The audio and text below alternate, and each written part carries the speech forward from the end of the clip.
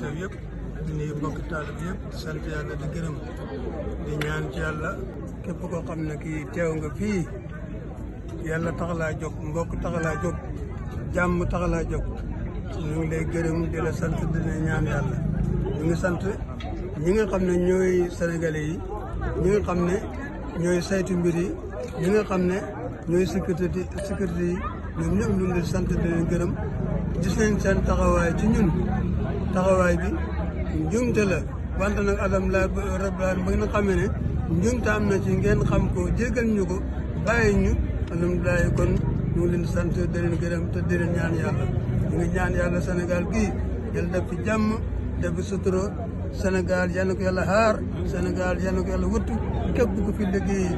loo mënta nekk liggéey boo mënta nekk ñu ngi lay ñaanal yàlla sàmm la te dimbale la te defal la ci ndam